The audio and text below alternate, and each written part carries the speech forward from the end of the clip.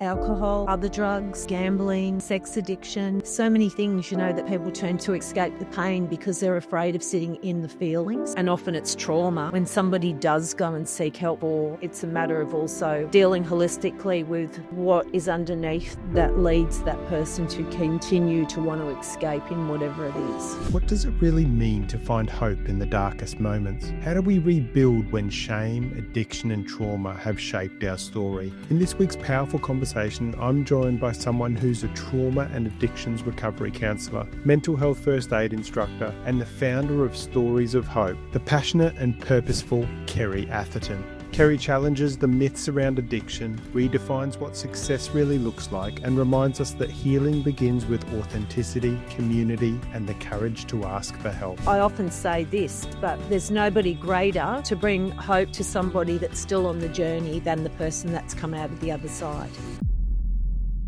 Kerrie, welcome to Share. Hi, Steve. It's great to have you on an episode. I've heard lots of great things and obviously followed some of your content, and think it'll be great to, dive into your story and some of the insights that you've got to share. Thanks for having me on, Steve. Great to catch up. And you've obviously got your own, projects that you work on. And I think there's a lot of similarities in the passion and the purpose that we both do in regards to sharing stories and obviously diving into people's, I suppose, journeys. Where did that start? Gee, well, it started from my own lived experience, I guess, growing up with a lot of trauma and a battle with addictions. And once I got sober and clean at 18, I went on a bit of a mission I just wanted to prevent as many people as I could from going down the same path that I went down. And it was actually more of a suicide prevention mission because that was the point that I got to at my rock bottom. So that was something that I really pursued passionately, was just sharing my story as much as I could and just working in a preventative space and as an interventionist to try and prevent other people from ending up in that dark space. Yeah, and the statistics these days are crazy. It's why I do what I do as well. You and I are both mental health first aid instructors. Yeah, that's right. And that's something that I'm quite passionate about as well. What first drew you to being a mental health first aid instructor? Well, I went through a really hard time in COVID, along with the rest of the world, I think. And I actually was thinking about drinking again, and I have been sober since I was 18, and that really frightened me. And I'd struggled with my mental health along the years, but I never really kind of recognised it as maybe that. But I could always kind of get myself back on track with the right strategies and tools. And through COVID, though, my two things that were so important to me, which was connection and having a purpose, were literally just stripped away. And I just found it so difficult to be able to regulate myself emotionally, and I really felt like I was falling into the vortex of poor mental health. And it really frightened me, and I thought I'm worried, this time round. And I even considered going on medication, which I'd steered away from for years because of my pill addiction when I was younger. So instead, I actually did a few things differently, and that word pivot that we're all so over now, but that was really popular back then.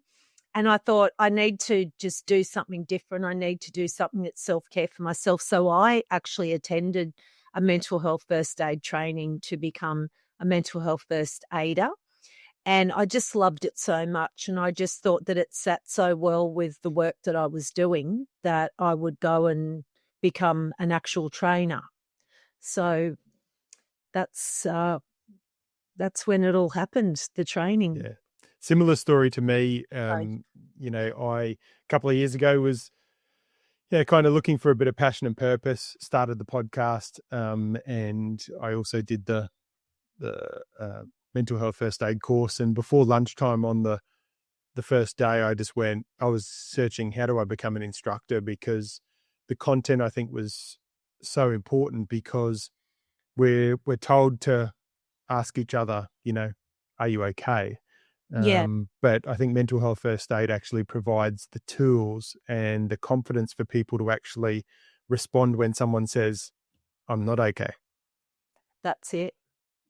And you know what I felt was really ironic. So I've been a counsellor for 20 years, helping people through basically what we learn is the top three forms of mental health problems, which is depressive disorders, anxiety disorders, and substance abuse disorders. And I'd experienced all three and had lived through it and come out the other side. So I've been counselling people for 20 years in those areas. But and I walked in there thinking, not that I was cocky or thinking I didn't have anything to learn, but I was thinking, gee, I wonder what will I learn that's different to what I already know that will help me. And I was hoping that I would, learn some more. And most of the people in my training course were all either counsellors, psychologists, or social workers. And so they were all wanting to upskill, and they all came away with something so valuable. But what the greatest thing for me was being able to know now that I could lose that sense of, I don't know if the word responsibility is right, but when someone often comes to us for help, whether it be just a random phone call or for a counselling session or whatever it is, sometimes there can be this feeling of immense responsibility that they're not telling anyone else this, and it really can sit heavy on us. Mm. So what I walked away from that course with was knowing that it doesn't all fall on me, and that there are other things out there, and it's okay to refer to other services. And so, yeah, I thought that was a really good learning, and a lot of people, that was what they took away as well. Yeah. And it's Not really throwing the about, burden on our own for someone else's problems. yeah, true. And it's really about having that conversation, but also very much using that active listening, and that's what I love Yep. about it is, um, you know, just listening, asking more questions. Tell me more about that, and really kind of extracting, because as we all know, that the more we talk and the more we open and the more we share, the better we feel. Yeah, that's right. Yeah, so that's obviously one of the strongest things, and obviously for what you do, and sharing, stories of hope, and sharing, the journeys of others, it gets other people to go, oh, I'm not alone. Other people have gone through similar to what I have, or other people have come back from dark places, and it's that real hope. Can you talk to me about, you know, when did you find hope? When was the first time you found hope in your journey?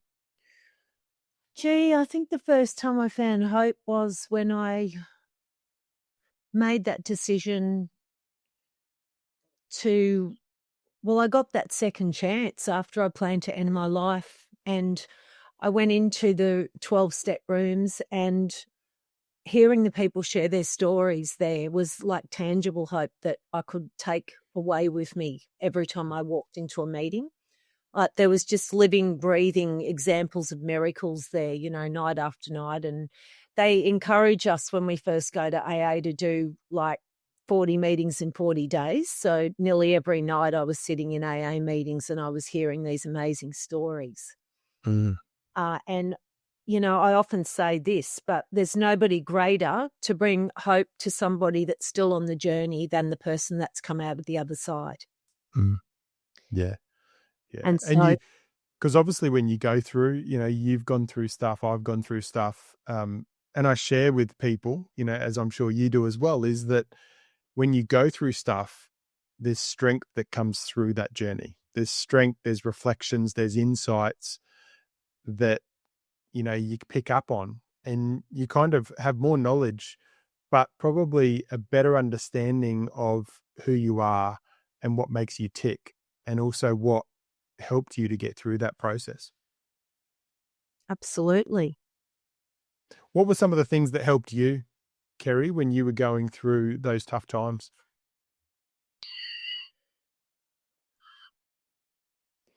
It's a good question, Steve. I'm just trying to think because there's been many tough times Yep. and many different things have helped. But look, I think the greatest thing for me, and it's something that we hear spoken about often, is connection and purpose. Mm, I'm a people person and I love having people in my life and I love helping people. And in that is a purpose, it's not like a selfish purpose where I just do that because I feel good about myself, but I literally derive so much joy from being able to help somebody on their journey in some small way. And I mm, think that when we can serve other people, it really takes that emphasis off ourselves and what's going on in our own life. mm, And by serving other people too and walking that hard road with other people, it's a constant reminder that one, that we're not alone, but also that there are plenty of people that are worse off than us. mm. And that brings the opportunity then to be able to practice gratitude. And gratitude's been another wonderful learning for me. And it was something that really helped me through my mum's journey she was in palliative care for 11 months. And I learnt gratitude through watching her through her journey and just through that whole time, it changed my whole perspective on what's important in life. And one Yeah. example that I have talked about in the past, but not often, is there was this boiling hot summer's day, that real southerly heat in Sydney. And we were going to the hospital to see my mum. And she'd probably been in palliative care for around 5 months at that stage. And so what they did, where her bed was, it was kind of close to the veranda, and they would open the veranda windows and they'd open the curtains of all those rooms that were along so the people that were in those beds could look out and just look at the trees. And I remember walking up the stairs and me and my dad and my brothers were complaining about the heat and we were sweating as we were walking up the stairs and we're like, oh, it's so hot, it's unbearable. And anyway, just as I entered the room, I just saw my mum close her eyes and there was a gust of hot wind that came into the room and she closed her eyes and she just went, oh, the breeze. And in that moment, I just imagined, her as a kid at the beach, swinging on the swings, out where we used to have picnics, and every memory that she'd ever had, associated with that hot breeze in summer, just come flooding back to her. And the thing that we were complaining about meant everything in the world to her in that moment when she had nothing. Mm. Yep. And it was just such a great reminder about how she was just so grateful for something that everyone just takes for granted. Yeah. And it's all about shifting perspective on certain things as well, because, you can sometimes leave the shopping center and it be raining, right? Yeah. And you can be like, oh, it's raining. I'm going to get wet. Oh my God, this is miserable, right? Or you can go, how good is this? This is beautiful. What about this rain, right? And it's shifting that perspective. And I think one of the key things when people are going through, whether it's addiction or, after trauma or anything that they're doing, whatever they're struggling through, it's about, I suppose, reminding them that they can shift their perspective, and I think you've touched on gratitude, and gratitude for me is one of the key things. I know there were days for me that I would sit there and go, oh, I'm not feeling great. But one of the key things, and it's said by a lot of people now, is just ask yourself, what are 3 things you're grateful for right now? And Yeah, that that's right. that change, that question of what are 3 things that you're grateful for, it hijacks the brain. It works for you and not against you, because you start thinking, oh, I'm grateful for my family. Oh God, how good is my family? I'm grateful for my health, or I'm grateful for, where I live or the environment that I'm in, and it actually gets you thinking of positive things rather than the brain focusing on the negative elements.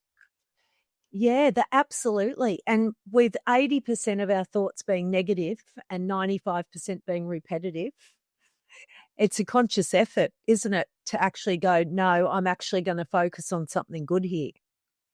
Yeah, and I think one of the key things is, and I talk in the mental health first aid courses and in any of the coaching or training I do around having the toolbox of things that, when I'm not feeling great, um, you know, what do I have to kind of reach in and grab out? Is it watching a good movie? Is it reading a book? Is it being near the beach? And there's some real critical elements that I know that I've got to inject into my day when I'm not feeling good.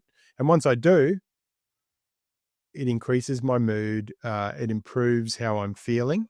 And then obviously I'm in a far more positive headspace and a positive environment, which pulls me out of any of those kind of dark spots. What are some of the things that bring you joy and kind of increase your mood, Kerrie? Well, I live near the beach, so going to the beach and just staring at the ocean. And there actually is scientific evidence that staring at the colour blue actually releases a lot of endorphins into our body. Yep. Walking, I love going for a good walk, drinking coffee at my local cafe, spending time with family, seeing my granddaughters' faces. That's just been such an incredible gift having grandkids so early. My daughter fell pregnant 3 months after she got married, and she actually had my first granddaughter 9 months after my mum died. Hmm. So in the middle of absolute darkness for me was this little light, and both my granddaughters have, they bring me immense joy. I play the piano, so that's, another thing that brings me great joy, and something that when I got sober, the members in AA used to say get an interest, and that it was so important for your sobriety and recovery. And I Right. played the piano since I was 7, so it's really been something that's been a bit of a lifesaver for me. Yeah. Wow. Being That's able awesome. to, you don't have to write, you don't have to talk, you just play and get your emotions out on the keyboard, and so that's been great. And I love just sitting, having quiet time, reflection, reading positive material and praying. So there's lots of things that bring me joy. Yeah, beautiful. And I asked that question and I share my thoughts and reflections as well, because those listening, if they are listening now and they're not going through a great time, they're not feeling great, it's about what are the things that they've got to put in place, or what are the things that they've got to focus on, or to shift their perspective and also shift how they're feeling right now. Sorry, Steve, I just had somebody turn up at the door. That's all right. Got distracted. Hopefully they'll go away. No, that's all right. No problem at all. Yes. Um, in Sorry, regards what was the to, you're right. sorry, what was the question there? No, that's all right. What I was saying was obviously I share, for those listening now, that are not feeling that great, I share those things and I ask you that question around, what brings you joy, because everyone, I think it's so crucial for them to work out what it is that brings them joy, what changes how they feel and improves their mood, because we think better and we make better decisions when we're in a better mood and when we're Yeah, feeling better. When we're feeling vulnerable and we're feeling quite, in those real dark spaces, it can be very hard to shine the light in that time. absolutely. So, talk to me about you started Stories of Hope, Yeah. and just talk to me about some of the insights and reflections, things that you've kind of learned that you didn't know through that process. So, Stories of Hope for me started through a light bulb moment. And it was, I've had 3 rock bottoms in my life, and this was my 3rd rock bottom. And it happened after what I call a trauma trigger tsunami. So, I'd been through one trauma after another, after another, after another. And I literally couldn't come up for breath, and I'd be hit by another wave. And after losing both my parents, and at the same time, my husband became really ill. He had a breakdown and then was also diagnosed with severe osteoporosis and told that he had the bones of an 85-year-old. He had to give up his job for a period of time. I had to have my dog that I'd had for 16 years put down. And there was just, I was in a car accident. I had chronic whiplash for about 2 years. And there was just things that would be a significant event for some people actually went into the minor category through that time for me. Mm. And I really just hit an absolute total rock bottom after all those events had happened. And I locked myself away for 6 weeks, which in itself is a sign that someone is really struggling with their mental health. And I hardly had anybody reach out to check if I was okay. And it was one of the loneliest times of my life. And I remember thinking, I'm in a really bad place here, and if I don't do something to pull myself out, I will slip very, very quickly. And again, I was worried about maybe drinking again. And so I forced myself out to go to a women's conference. And at that women's conference, there was a local guy, Matt Galinsky, who had lost his family in a fire. Mm. And he was up on the stage, and this was like 5 years after he'd lost his family, and he was cooking and doing a cooking demonstration and bringing joy to people in the audience doing what he loved. And I remember thinking the fact that he can even get out of bed in the morning after that, it's not a long period of time after going through such a significant trauma like that. The fact that he can get up in the morning, get out of bed, let alone stand up and do this, just really hit me like a ton of bricks. And then I heard the stories of 3 other people who had been through really significant trauma, tragedy, heartache.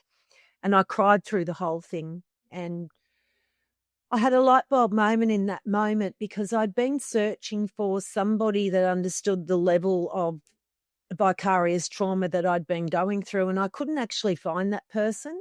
And I thought, I couldn't find that person for me, but I'm going to become that person for Mm. others. And I thought, and I recalled all the different things that I had overcome in my life up to that point. And I thought, I am resilient. And if I can share those stories with other people and also gather the many people that I knew in the community that also had stories that could inspire and encourage others along the journey, that together maybe we could change the Sunshine Coast, maybe Australia, and maybe reach the world. And so that was kind of what went through my head. And then a couple of weeks later, I started Stories of Hope. Mm. And it started with a vision. I had always been afraid of public humiliation, and that came from years of bullying and different things like that. And it wasn't necessarily a fear of failure, but it was just a fear of looking stupid publicly. And so I had this great dream, but I also had this terrible fear of what if no one turns up. But the fear of not achieving my dream at that point became so much greater than the fear of public humiliation and what I'd feared all my life. And so with that, I stepped out and I created a vision night. And I thought, even if only 5 people turn up, I'll share my vision with 5 people. And 30 people turned up that night. And we were upstairs in the little room that the Sands Tavern had given us, and we packed it out. And I went to the Sands Tavern the next week and I said, oh, that was amazing. Thank you so much. We packed the room out. And they said, well, that's okay. We'll give you the brand new function room downstairs in future, and you can have as many people as you want. And on the year anniversary of Stories of Hope, Matt Galinsky came and was my guest speaker. Oh, brilliant. And it was just so inspiring for me to have him there, one of the people that had really encouraged me in my darkest tunnel, to be sharing, his story of hope with my audience. Yeah. it's And we've probably been something that, going 8 years now. yeah. And when you kind of first saw him speak, you know, obviously it put it out into the universe that that was going to happen where he was going to talk. Do you know what I mean? It's interesting when you put things out there and then they come back to you. Yeah. Well, I always do ask for guidance up above. Yeah. Send me the right people for the right events, and it always does happen. Yeah. And how do you, how do you find people, the people that you've kind of interviewed, the people that you've kind of, shared their journey? How do you, I know how I do it, and how I'm drawn to people, but how do you get a feeling, or is it just, through connection? I have one cry. I have actually got a no business, no political, and no religious agenda policy. Hmm. So for me, there's two criterias. The people have to have come out the other side of that difficult time, or really be on the journey of emerging from that. Because I think until people are at that point, they can't really offer that tangible hope to someone else. Hmm. And also somebody that doesn't have any agenda Yeah. other than giving the hope to other people. So if I sniff out a business agenda, or somebody who, may be faith-based, but I say no preaching to the audience, share, and I've got a faith myself, but share what's helped you, but don't preach to the audience. And then I won't use it as a political bandwagon either. And I have had several of those people approach me, and I've felt that the agenda hadn't really been pure.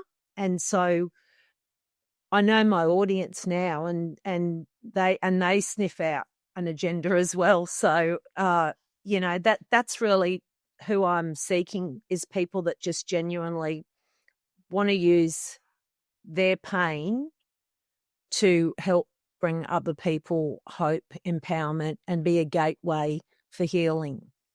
Yeah. And it really comes down to that word authenticity. It does. Yeah, yeah, definitely. That's right. Because there's a lot of people out there that aren't authentic. They've got an agenda, and I'm similar. So it's interesting. I get a lot of people that kind of reach out to me and say, "Oh, I'd love to be on the podcast. I've got this new book launching, or whatever it is." For you. And I've had a couple of people that I've kind of shared their story on the podcast, and they have come to me in that way, but they came to me in a way that, look, I'm sharing my story in a book because I want to help people. Yeah, right. And then I can share their journey, their insights from the book. And it's not about the book, or it's not Yeah. about selling their coaching course or anything like that. It really is about stripping back and, stripping back their journey to the real deep, dark insights of their journey. And if I think it can help people, sometimes people will reach out to me, or I'll reach out to someone, and it might not be the right timing, but I always say that when the time comes to interview them, or if the timing's right, it just feels right. Yeah. And thanks for reaching out to me. I'm really honoured to be on your show. No, well, it was good. I obviously got recommended, but I'd kind of tracked you and seen some of your stuff on LinkedIn over time, and some of the stuff on social media as well. So it was good to get that recommendation. It's interesting when you see people and, then someone gives you a recommendation, everything happens all in good time. I know. And, and when you were saying too about people sharing their books or whatever, I very much love to give back to people. And so on my podcast, which I actually launched last year, I actually do allow those people to share what they're doing, because I really know that those people that I've chosen have the same heart and the same values as me. Otherwise, I wouldn't have them on the show. So I'm really happy to be able to help them spread their message as well, Yeah. like you said. Looking at the people you've interviewed and the stories that you've kind of shared, what do you think some of the common characteristics for those people that have moved from, the darkness into the light are? Hmm. That's a good question. Definitely resilience, but that's something that you learn along the way, isn't it? But I think that for all of those people, there'd been some intervention in their life. Either somebody had reached out to them or they had reached out to somebody else. And I think that when we converse with another human in our darkest times, what it does is it takes us out of that negative, blinding, lying headspace that we're in, and it gives us another perspective. And often the other perspective is truth. Mm. And I think that that's been one of the major keys for anybody I know that's been able to emerge from the hard times. And also, what I mentioned before that I did was recalling the times when things had been good and the wins in one's life, and when you had been able to get back up again. Because if it's been in you once to be able to get back up again, you will be able to get back up again and again and again. Mm. And I also started reading stories when things were at their lowest and I really was battling even with, the faith to believe that things could get better for me. I started reading the stories of other people that had come out the other side. Mm. And by reading the stories and getting that into my spirit and hearing how the other people had found hope, that was building my hope and my faith and my resilience while I was reading those stories. Mm. And that was before I started Stories of Hope. Yeah. And it takes a lot of courage to share. It takes a lot of courage to unpack those things. For me, I found journaling was really, really powerful. Did you use journaling, Kerrie? Yeah, I did.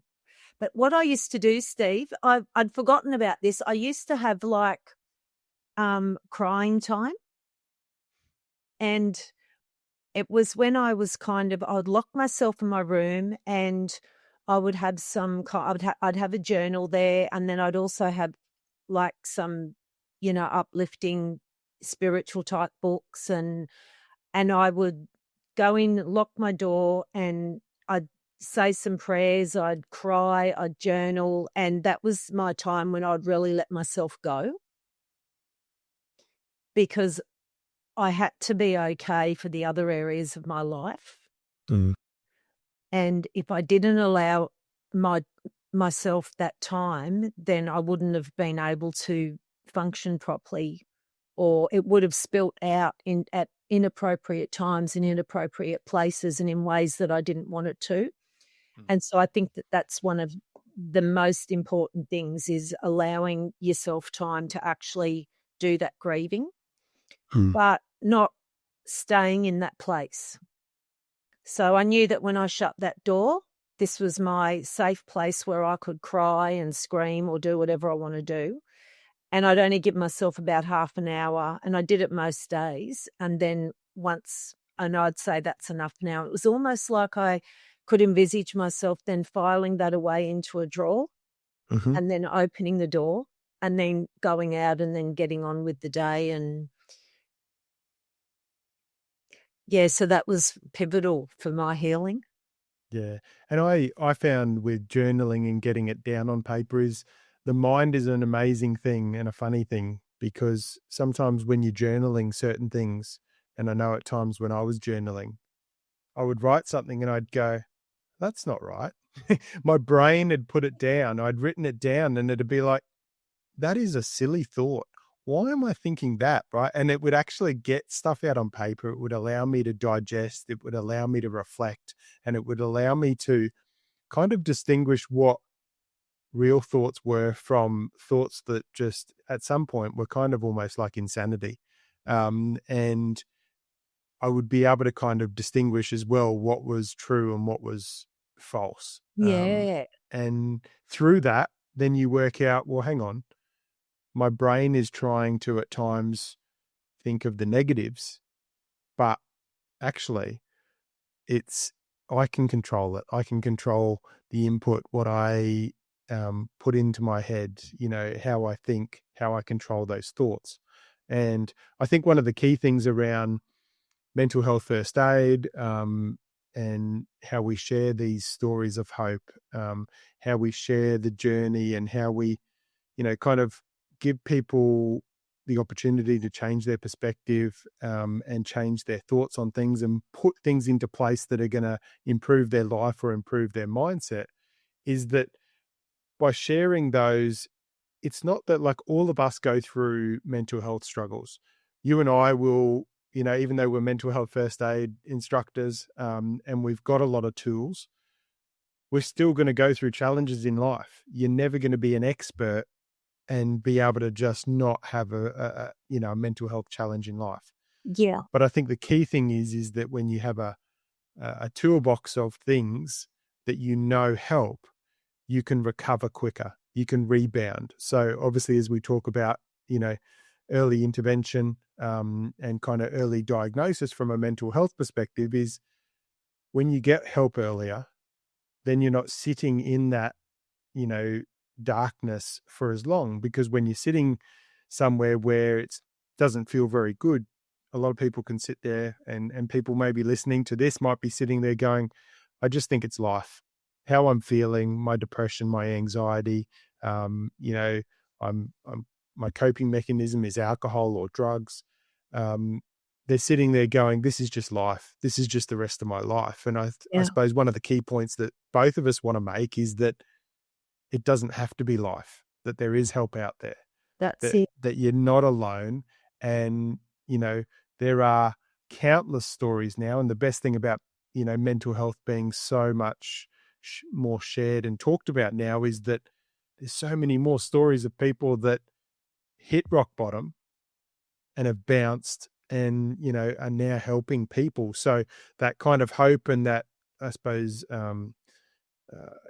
chance of recovery is there, as long as you're there and you're ready in the moment to actually take the action and do the work, you can get to the other side. Yeah, absolutely. And let's talk about the continuum. Yeah. So for everyone out there that's watching that doesn't know what the continuum is, so poor mental health on one side and positive mental health on the other. And I think what is really encouraging about actually visualizing the continuum, and it's like an arrow when we have it up on our screens or when we're teaching about this, is that we can sit anywhere on that continuum at any time, given the circumstances of any day, week, or month. But I think we might be poor sometimes, but what I think is really positive for people to know is that we can move back towards positive mental health. And I think that that's the most encouraging thing, because so many people feel like, or even if they feel down for a while, they think, oh, I've got depression. I must have depression. And they may not necessarily be struggling with depression. They may be just struggling with feeling low.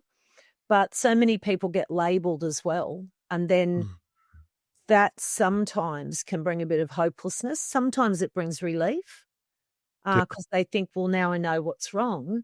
But that continuum shows that there is hope, because we might be down on the lower side sometimes, but we can move to the positive mental health at any given time with the right tools and right support.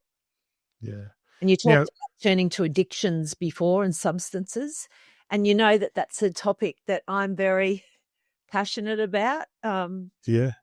And I see so many people that do turn to alcohol, other drugs, food, gambling, sex addiction, so many things, that people turn to escape the pain because they're afraid of sitting in the feelings, in the hard feelings.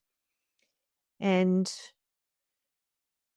I guess the thing is that they might have momentary escape, but then after they've drank their feelings, ingested their feelings, eaten their feelings, then comes the double whammy after that. Which puts them straight back down the path again. Yeah, that's exactly right. And I talk the guilt, and all that. Before we get back into the episode, from time to time you might have a burning question, a guest recommendation, a comment or some feedback, which I always appreciate. If so, I'd love to continue the conversation after this episode, so let's connect. I'm easy to find, but the best place to engage and connect is on Instagram, @TheSteveHodgson. But that's enough from me. Let's get back into the episode. Yeah, and I talk about, sometimes, when your brain is, kind of not wanting to do something, focus on, well, okay, if it's, how am I going to feel after it, right? And that can be positive or negative. So, if you feel like you need to have a drink or you feel like you need to put in a coping mechanism, well, what's a positive coping mechanism? So I talk about when you go to the gym, you wake up in the morning and the brain goes, oh, I'm going to sleep for another couple of hours. I'm not going to, you don't need to go to the gym. But if you focus on, how am I going to feel better? Am I going to feel better after an extra couple of hours sleep, or am I going to feel better after a gym workout? Well, you're going to feel better after a gym workout, because if you sleep for another couple of hours, a lot of the time you're going to wake up, and then your brain says to you, oh, you should have gone to the gym. Yeah. Right.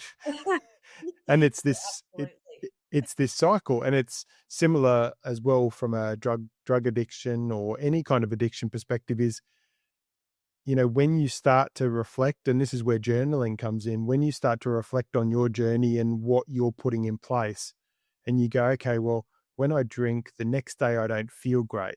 Okay, so put in your mind that when you go to drink and you feel like you need that coping mechanism, don't focus on the feeling of, oh, I just need that drink, or I need to take something to help me cope. Focus on, do I want to feel how I know I'm going to feel tomorrow, when, as you say, that double whammy comes into place. Good point. Absolutely. And, I love with the journaling too, when you were talking, I was thinking that it's really like the silent listener. Yep. Isn't it? There's no judgment with a journal. Yep. No trying to fix. No trying to identify and go, oh, yeah, my dog died. I know how you feel when your dad died. Nothing coming back.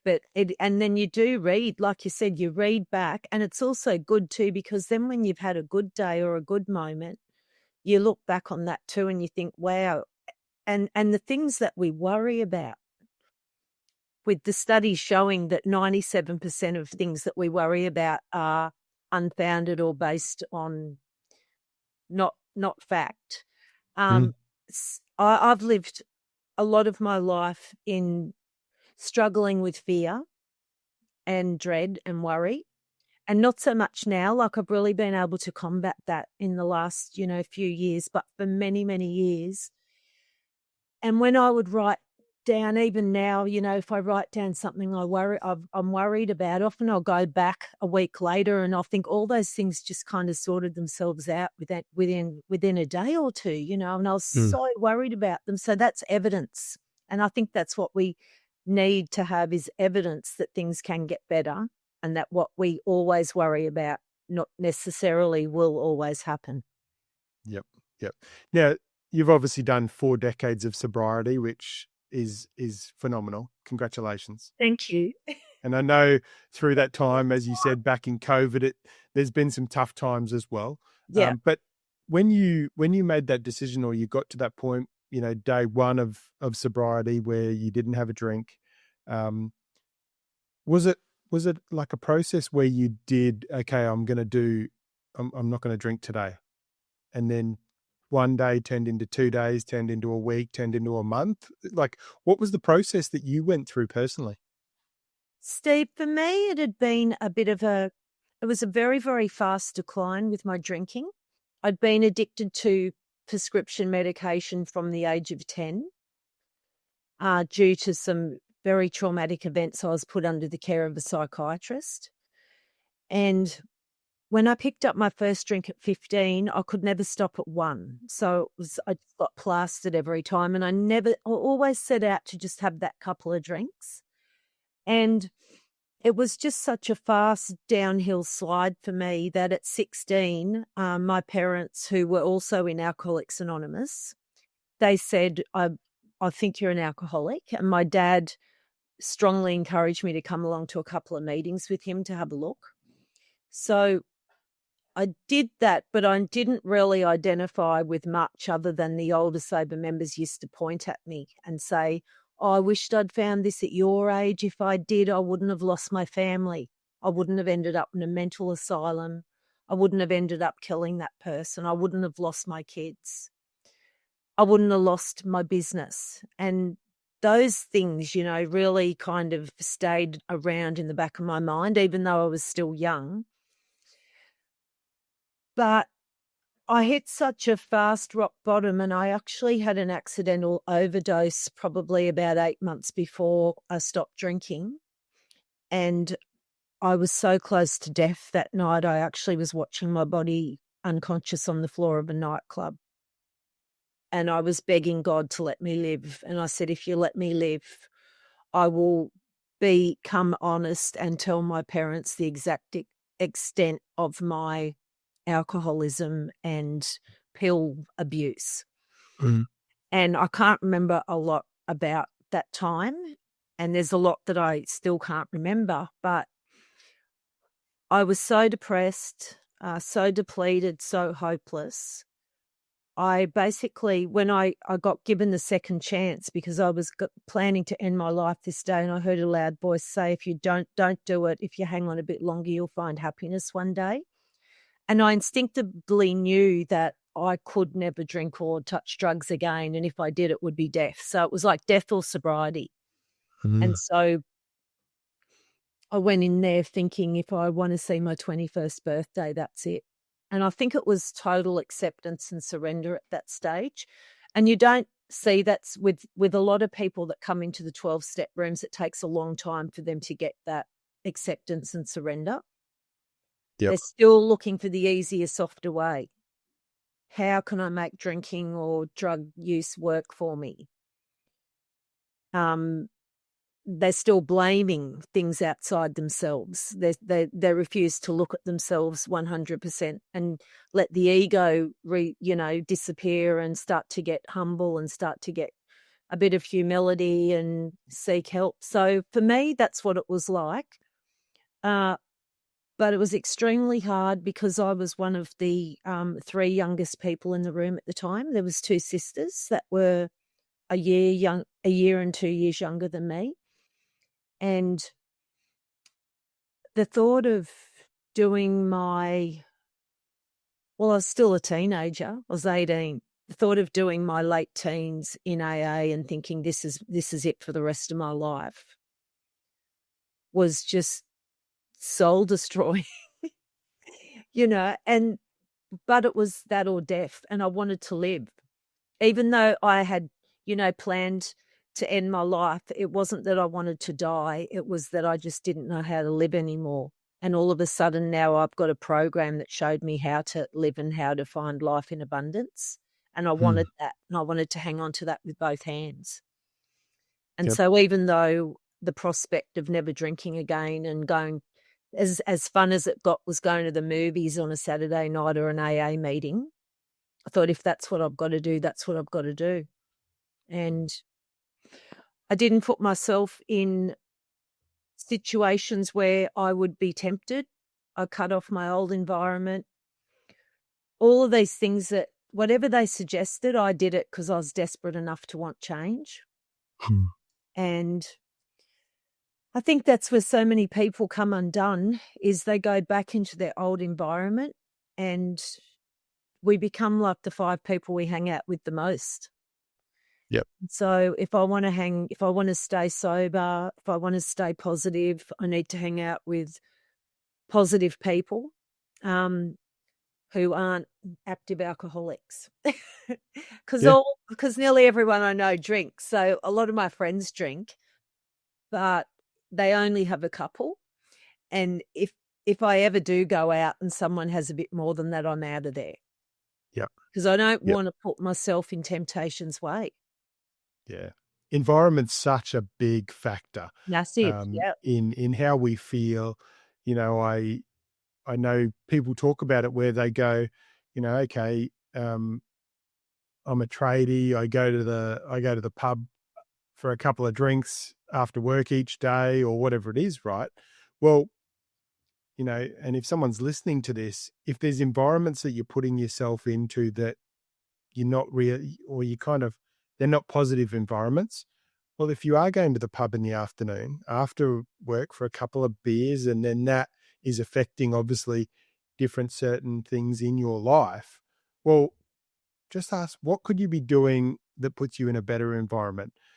Could you chuck your gym gear in and go to the gym? Could you join a gym and could you go to the gym? Could you go for a swim? What could you do? Could you if you've got kids, could you take the kids out to the park and run around, or could you jump on a bike? What are the things that you could be doing that are more positive than putting you in an environment that, it's very hard if you're, addicted to alcohol or drugs or sex or whatever it is. If you're putting yourself into an environment that actually promote those things and actually include those things, it's going to be very hard, no matter how much willpower you've got, to keep that going long term if you're in those negative environments with those negative influences. Yeah, that's right. And, even those things that don't require going to a place. So, for instance, gambling, online gaming, but online gambling's really massive for young guys at the moment. I've heard it described by people that I counsel as the other woman. So the partners or the wives of these young guys that are either gaming or gambling, it's like, I don't see my husband anymore. Yeah. And, porn addiction, like, make yourself accountable to someone. If you're gambling, make yourself accountable to someone, because you can sit behind a screen and do those things, but if you're accountable to someone, it just makes such a difference in helping to curb that addiction, whatever it is. Yeah. Kerrie, what do you think, through your experience and through working with people from an addiction, what do you think are some of the myths and misunderstandings when it comes to people that are struggling with addiction? I think one of the big ones is with alcohol. Anyone can become addicted to drugs because the drugs themselves are addictive. And I heard a really sad story about a young tradie guy, had a fantastic family, great work ethic, great job, and he'd had a back injury at work. And one of the guys on the work site said, "Oh, just try this. This will really help you." And it was ice. And just one go, and he was massively addicted to that and lost everything within a year. And I've just seen so many people fall into drug addiction because of the drugs being addictive. But with alcoholism, it's really a totally different thing. And I often get asked the question, "Oh, I only drink on weekends, so that means I can't be an alcoholic, doesn't it?" Or "I only drink every month, and I only drink for 2 or 3 days at that time. That means I can't be an alcoholic, does it?" Or "I only have 2 a day." And so they're all myths, because what constitutes an alcoholic, from my 40 years of experience, is a few particular things. So can people stop at one? Do they have a personality change? Do they continually live trying to control their drinking? Can they guarantee once they pick up that drink what's going to happen next?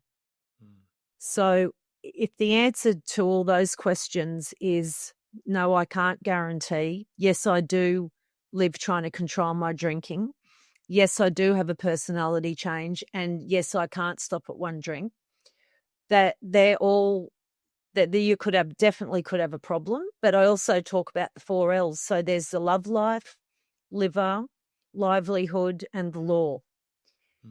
And of course, alcohol and drugs, affect relationships, even if somebody isn't dependent or have a problem, because it impairs the judgment and they can do things that step over their moral boundary while under the influence. and that could just be a one-off, but if consistently it starts to affect relationships, and partners or people that are close are mentioning that there's a problem and there's a, definite change when one's under the influence, then it's definitely a sign to start looking at the use and do I have a problem with it? Because there's nothing, drinking in moderation, is I know of a lot of people that drink in moderation and they're fine, and that's good for them. I'm glad they can have, I'd love to have one or two, but I can't drink in moderation. And so then there's the livelihood. Is it affecting days off work, affecting productivity?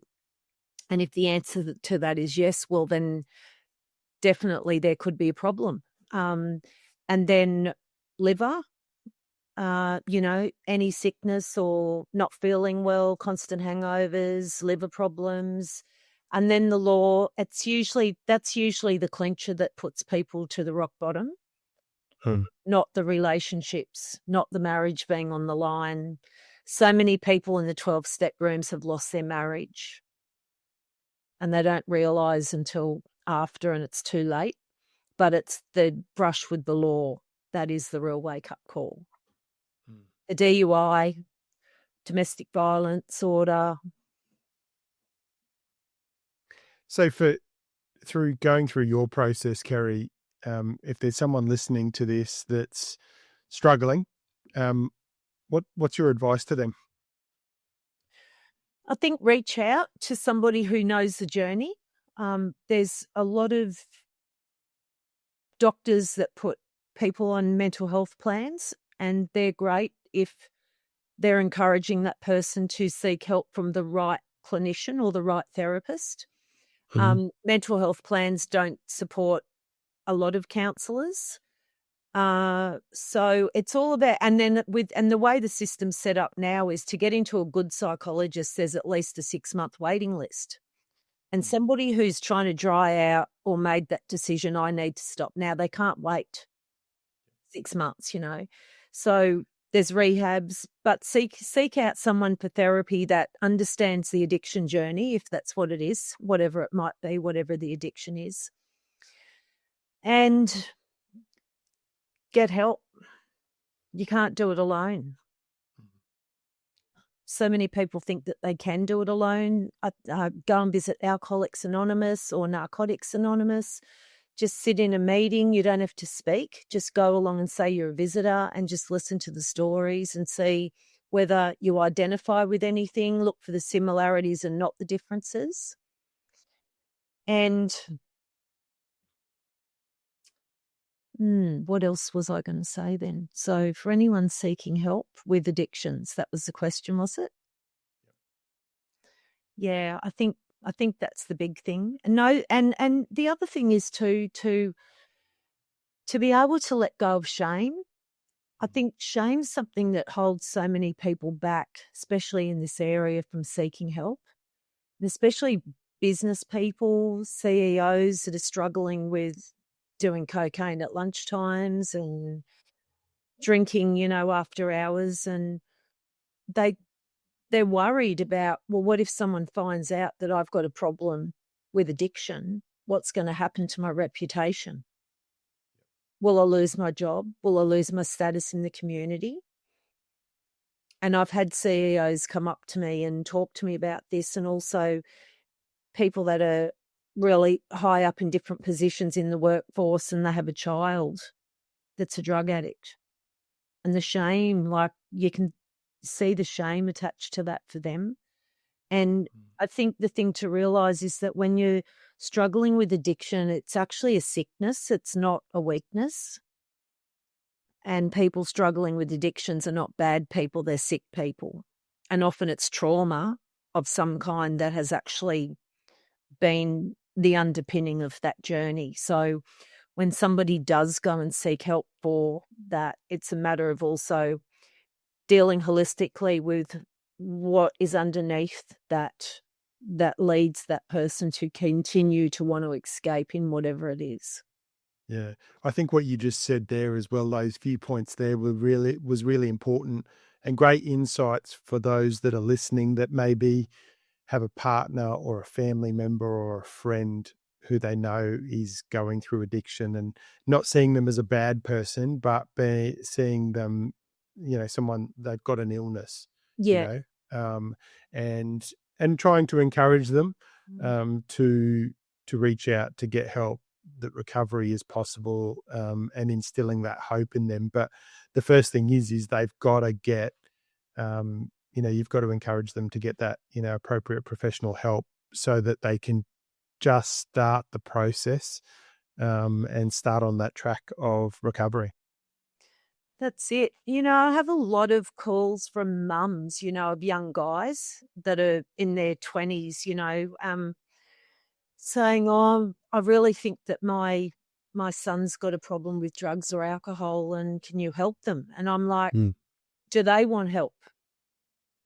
Because if they don't want help, I actually can't help them.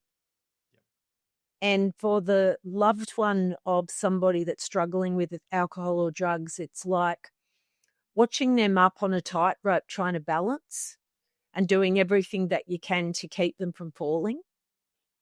Even what you don't agree with in here, you'll do it on the outside to keep them from falling. Mm. But eventually they have to come down to be able to get well. And they have to hit rock bottom. And so that's what we call enabling. And that comes out of the fear, obviously, of, well, if I do take my hands off and stop, helping my loved one, what's going to happen to them? And it's a terrible fear for parents to go through. Mm. Yeah, But 100%. until that person's ready to actually seek the help themselves, then I encourage the family members of that person to go and get help for themselves. Yep. Yep. 100%. Kerrie, shifting the focus a little bit now, but talk to me about what success means to you these days.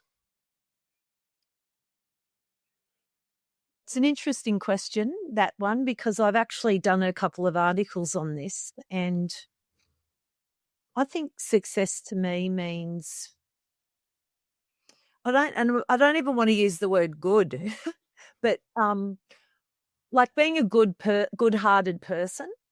To me, that's what success means. Is being somebody that's there for your fellow human, being someone who isn't afraid to step out and try and achieve your dreams. It's never been about money for me. And I think that comes from the model of doing a lot of volunteering work through my entire life. Um, so I think success is setting goals for yourself, and being able to kick those goals. They might not be big goals in the eyes of everyone else, but it's taking away that comparison and, like I said before, looking at how far you've come from where you were. To me, that's the measure of success. Yeah, perfect. And throughout your life, who would you say has been your greatest teacher? My dad. Yeah? Why is that? And yeah, I thought I'll probably get emotional, and I will. Well, I just saw him selflessly care for other people his entire life. And I saw where he came from. Like, to me, he's a success story. Um, he grew up in an alcoholic family with a very violent mother. And in primary school, he would often be putting her in an ambulance when he got home from school. And he'd come home and she'd be lying in a pool of blood, or his dad, when his dad came home, used to lock him in cupboards when he was little to protect him from his mother, because she'd try and throw knives at him and stuff like that.